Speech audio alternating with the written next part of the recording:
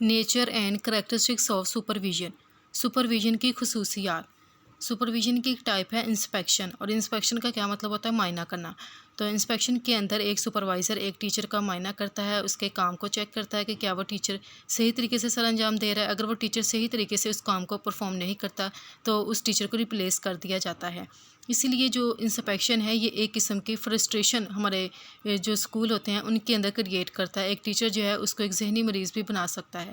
اس لیے ہم لوگوں کو ضرورت ہے کہ ہم لوگ سپرویژن کے اندر کچھ ایسے میتھڈس کو یوز کریں جو کہ ماڈرن، جن کا کوئی کنسیپٹ ہو، یعنی کہ ماڈرن کنسیپٹ والے ہمیں سپرویژن کے جو ٹائپس ہیں ان کو استعمال کرنا چاہیے، تاکہ جس سے ہم لوگ ٹیچر کی رہنمائی کر سکیں، جس سے ٹیچر کی گروتھ امپروو ہو سکے اور وہ اچھے طریقے سے پڑھا سکے۔ سپرویژن کی جو نیچر اور اس کی کریکٹرسٹکس ہے یہ ایک بہت ایزی ٹاپک ہے، اس کو آپ لوگ خود بھی پڑھ سکتے ہیں۔ اس لیے جو سپرویژن ہے اس کا مین مقصد کیا ہے کہ سپرویژن جو ہے یہ ڈیموکریٹک ہونی چاہیے۔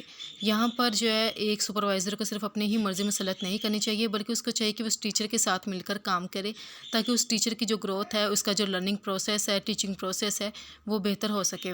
اس لیے ایک سپروائزر کو چاہیے کہ اس کا انٹریکشن ٹیچر کے ساتھ اچھا ہونا چاہیے، اس کی کمیونیکیشن ٹیچر کے ساتھ اچھی ہونی چاہیے۔ جب اس کا انٹریکشن اور اس کی کمیونیکیشن اچھی ہوگی تو وہ بہت اچھے طریقے سے ٹیچر کے ساتھ بات کر سکتا ہے۔ اس کے علاوہ ٹیچر بھی اس کے ساتھ بات کر سکتا ہے اور ٹیچر اس کے ساتھ اپنے پرابلمس کو ڈسکس کر سکتا ہے۔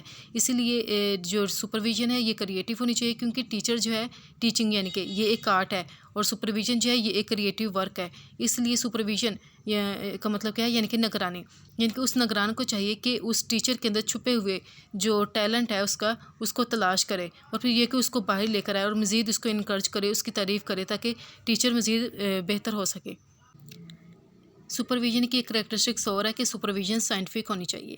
اس کا کیا مطلب ہے کہ ایک سپروائزر کو صرف اپنے ہی رائے دے کر ٹیچر کو جج نہیں کرنا چاہیے، بلکہ اسے چاہیے کہ وہ سائنٹیفک میتھڈس کو یوز کرے، وہ سروے کنڈکٹ کروائے، ایکسپیریمنٹ کرے یا ایکشن ریسرچ کو یوز کرے، اور اس کو یوز کرتے ہوئے اپنی پرفارمنس کو اچھے طریقے سے پریزنٹ کرے، اور یہ دیکھے کہ کیا واقعی ٹیچر کے اندر کوئی خرابیاں موجود ہیں جس کو مزید بہتر کرنے کی ضرورت ہے یا نہیں ہے۔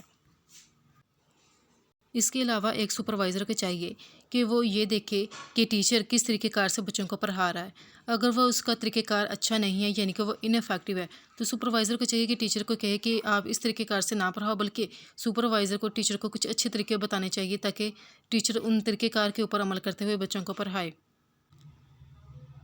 پھر دوسرا ٹاپک ہے purpose and need of supervision, یعنی کہ سپرویژن کا کیا مقصد ہے اور اس کی ضرورت کیوں ہے۔ یہ ٹاپک بھی کافی زیادہ ایزی ہے، اس کو بھی ہم لوگ خود ہی پڑھ سکتے ہیں۔ تو جو ایک سپروائزر ہوتا ہے اسے چاہیے کہ وہ ایک گول بناتا ہے، یعنی کہ اپنا ایک مقصد بناتا ہے کہ یہ تعلیمی ادارہ ہے اور اس کا میرا کیا مقصد ہے۔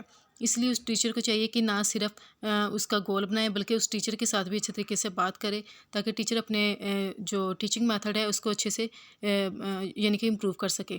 اس کے علاوہ ایک سپروائزر کو یہ چاہیے کہ وہ اس ٹیچر کو اس قابل بنائے کہ ٹیچر اپنی سرگرمیوں کو خود بھی نوٹ کرے اور اس کو جو ہے کریٹیکلی انالائز کر سکے۔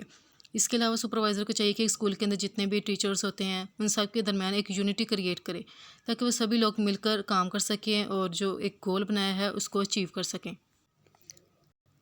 تھرڈ ٹاپک ہے qualities of an effective supervisor, یعنی کہ ایک افیکٹو جو سپروائزر ہے، نگران ہے، اس کے اندر کون کون سی خصوصیات ہونی چاہیے۔ تو سپروائزر ایک ایسا بندہ ہوتا ہے جو کہ ایک ٹیچر کی ایکٹیویٹیز کو نوٹ کر رہا ہوتا ہے۔ اس کا مطلب ہے اس بندے کے اندر بھی کچھ خصوصیات ہونی چاہیے کہ جس کی بیس کے اوپر وہ ٹیچر کو نوٹ کرتا ہے، یعنی کہ ہمیں یہاں پر سپروائزر کو جاننے کی ضرورت ہے۔ تو سپروائزر کی جو پہلی کوالٹی ہے جو اس کی کریکٹرسٹکس ہے وہ ہے اپروچیبلٹی۔ اپروچیبلٹی کا کیا مطلب ہے؟ دوستانہ مزاج، یعنی کہ ایک سپروائزر کو فرینڈلی ہونا چاہیے، اسے ایک گڈ لسنر ہونا چاہیے۔ جیسے کہ اساتذہ ہیں، اس کو تعلیم کے اندر کسی قسم کا کوئی مسئلہ ہے تو سپروائزر کو چاہیے کہ اس اساتذہ کے لیے یعنی کہ اس ٹیچر کے لیے وقت بھی نکالے، اس کے علاوہ ان کے ساتھ فرینڈلی بات کر سکے، ان کی بات کو زیادہ تر اہمیت دے سکے۔ لیکن یہاں پر ہمارے پاکستانی معاشرے میں دیکھا گیا ہے کہ نگران یہ گوارہ ہی نہیں کرتے کہ وہ ٹیچر کی کسی بات کو اہمیت دیں۔ وہ کہتے ہیں کہ جو ہم نے کہہ دیا ہے وہ بس پتھر کے اوپر لکیر ہے، ٹیچر کی بات کو سننا گوارہ نہیں کرتے۔ اس لیے جب ایک ٹیچر کی بات کو سنا نہ جائے تو اس ٹیچر کے اندر پڑھانے کا جوش و جذبہ بھی ختم ہو جاتا ہے، اس کے ساتھ ساتھ اس ٹیچر کی کارکردگی بھی متاثر ہوتی ہے۔ اس کے بعد سپروائزر کی دوسری کوالٹی ہے جس کا نیم ہے پرسیپٹیونیس۔ پرسیپٹیونیس کا کیا مطلب ہوتا ہے؟ احساسیت یا باریک بینی، یعنی کہ ایک نگران کے اندر یہ صلاحیت ہونی چاہیے کہ وہ کسی بھی قسم کی صورتحال کے اندر کسی بھی چھوٹی سے چھوٹی چیز کو بھی نوٹ کرے، یعنی کہ اسے چاہیے کہ وہ دوسرے لوگوں کا یعنی کہ جو ٹیچرز ہیں ان کے رویوں کا بھی برابری بینی کے ساتھ جو ہے اس کا مشاہدہ کرے۔ اس کے علاوہ اسے چاہیے کہ وہ اپنے کام کے اوپر بھی نظر رکھے۔ تو جب تک ایک جو سپروائزر ہے کسی بھی مسئلے کی گہرائی تک نہیں پہنچے گا تو وہ استاد کی کسی بھی طرح سے مدد نہیں کر سکتا۔ دوسرا یہ کہ پرسیپٹیونیس کا مطلب یہ بھی ہے احساسیت، یعنی کہ ایک نگران کے اندر یہ احساس ہونا چاہیے کہ وہ اس ٹیچر کی ضروریات کو اور ان کے اہداف کو سمجھ سکے، یعنی کہ اسے چاہیے کہ وہ دوسروں کا پورا احترام کرے اور ان کے کام میں ان کی قابلیت کو تلاش کرے۔ تو جب ایک سپروائزر گہری نظر رکھے گا یعنی کہ کریٹیکلی کہ ٹیچر کو ایگزامن کرے گا، یہ دیکھے کہ اس ٹیچر کی کیا کیا ضروریات ہیں، اس کو سمجھے گا، یعنی کہ اس کے پرابلمس کو وہ بہت باریک بینی کے ساتھ مشاہدہ کرے گا، اس کا مطالعہ کرے گا، تو تبھی وہ اس ٹیچر کی مدد کر سکتا ہے، اس کے بغیر وہ نہیں کر سکتا۔